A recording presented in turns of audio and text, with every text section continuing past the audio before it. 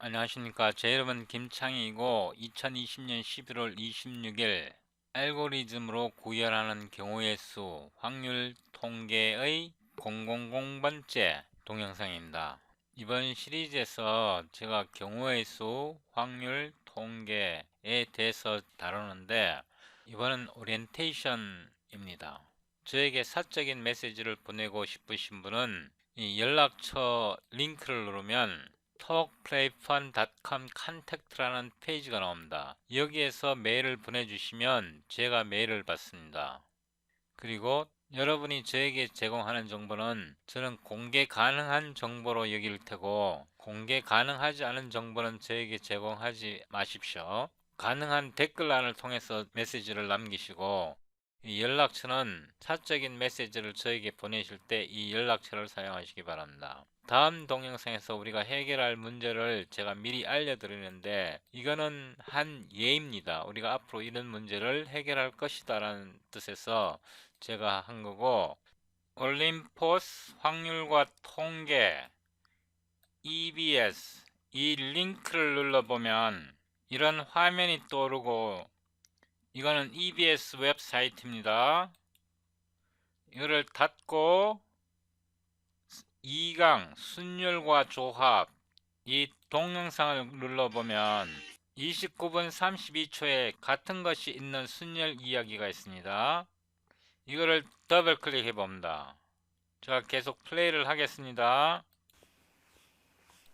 자, 우리 이제 중복할 수 있는 순열까지 했고요. 이번에는 세 번째 내용, 같은 것을 포함한 순열입니다. 자, 같은 것을 포함했다. 뭐가 달라지나? 얘는 다 같다는 게 아니라 같은 게 몇 개가 있다는 뜻이에요. 예를 들어 볼게요. A1, A2, B. 간단한 걸 가지고 왔습니다. 자, 이 세 개를 이게 구별이 되죠? 원투로. 그랬을 때 얘를 나열하는 방법의 수를 한번 잡아볼게요. 그럼 어떻게 돼? 하나, 둘, 셋. 몇 팩토리얼? 그치. 3팩토리얼이 되겠지. 얼마? 6이네. 이렇게 표현할 수 있어요. 자, 굳이 이걸 쓰자면 A1, A2, B.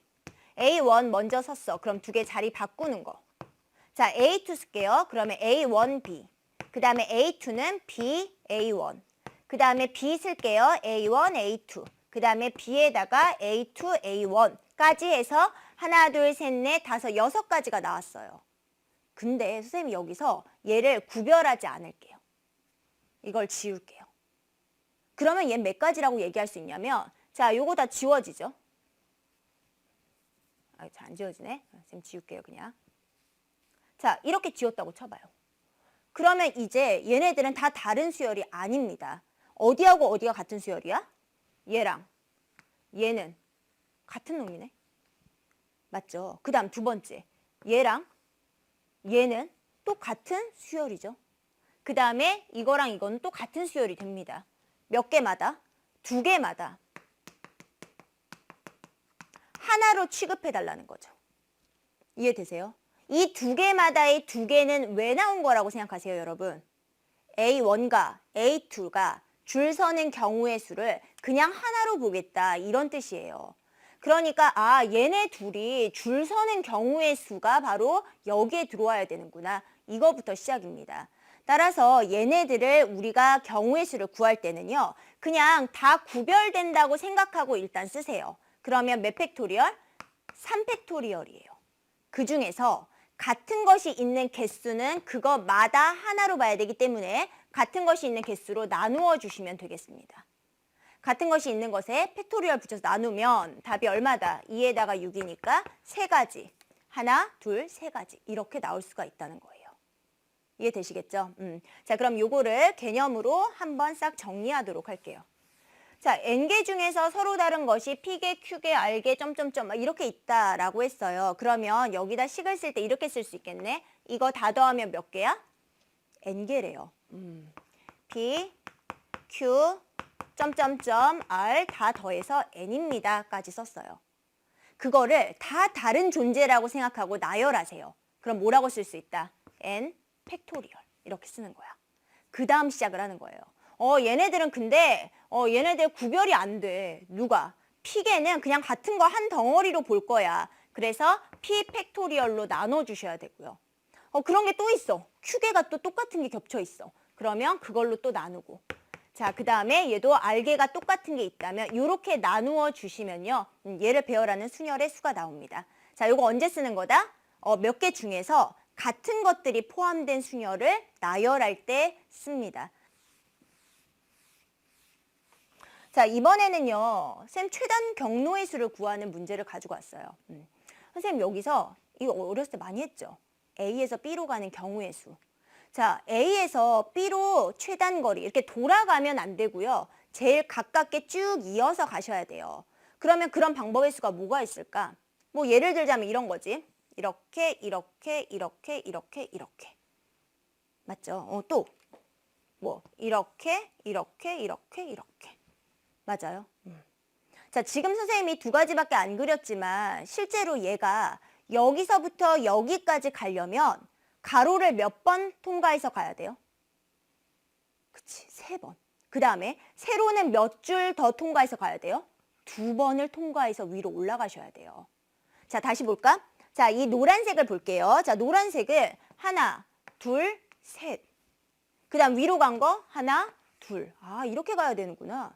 그 다음에 또 분홍색 한번 볼까? 분홍색도 하나, 둘, 셋. 그 다음 위로 간 건 하나, 둘. 아, 이렇게 돼야 되네. 그래서 선생님 이런 문제를 만나면 자, 같은 것을 포함한 걸로 해석을 한번 해볼 건데 가로로 가는 요 줄을 선생님 A라고 할게요. 이렇게. 그 다음에 세로로 가는 걸 선생님 B라고 할게. 이렇게. 그러면 A와 A, B, B 이거를 줄 세우는 경우의 수가 결국 얘가 가는 최단 거리와 같다는 거예요. 어차피 내가 라지 A에서 라지 B로 가기 위해서는 자, 가로를 몇 번은 무조건 지나가야 돼? 3번은. 그 다음 세로는 몇 번을 무조건 지나가야 돼? 그치, 2번은 무조건 지나가야 되거든요. 이해되세요? 이거구나.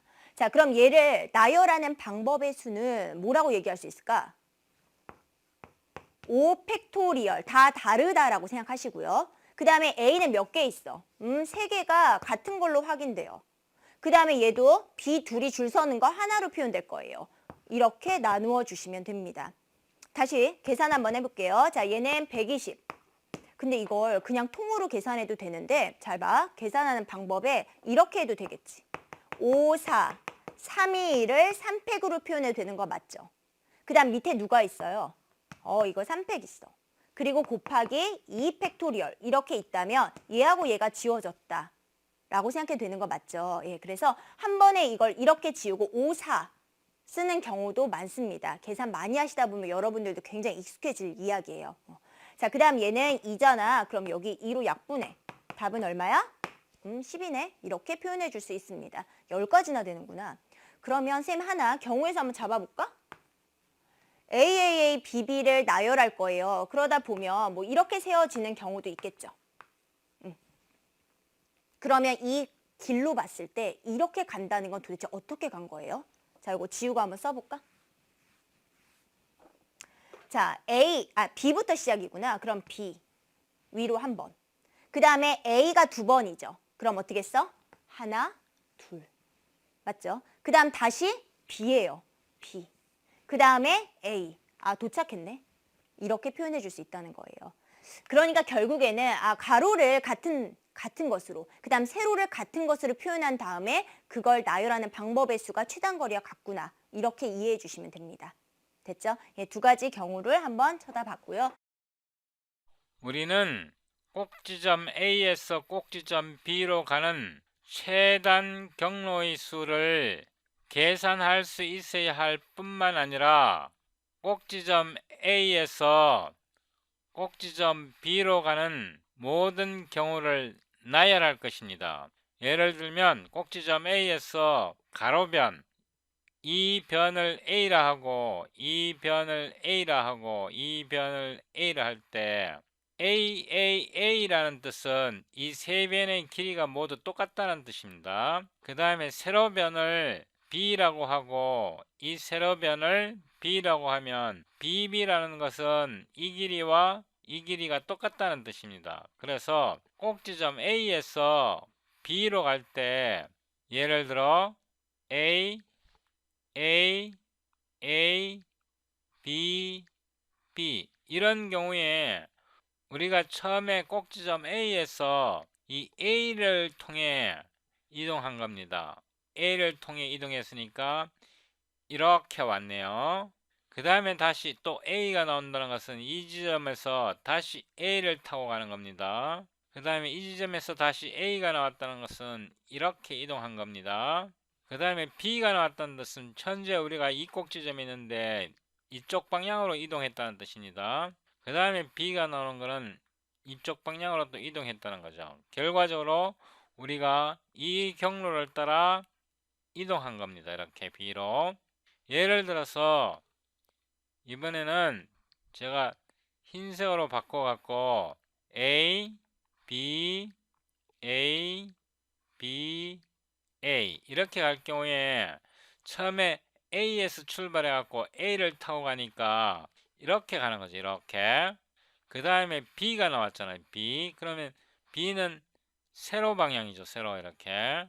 그 다음에 다시 A가 나왔다는 것은 또 가로 방향. 그 다음에 B가 왔다는 것은 세로 방향. 세로 방향에서 다시 A가 왔다는 뜻은 이렇게 간 거죠. 결국 이 경우는 우리가 이렇게 따라 이동한 거죠. 이렇게. 근데 우리가 관심이 있는 것은 이런 모든 경우를 다 나열하는 것이 우리의 목표입니다. 따라서 우리의 목표 첫 번째는 경우의 수를 계산할 수 있어야 되고, 두 번째는 모든 경우를 나열할 수 있어야 합니다. 나열.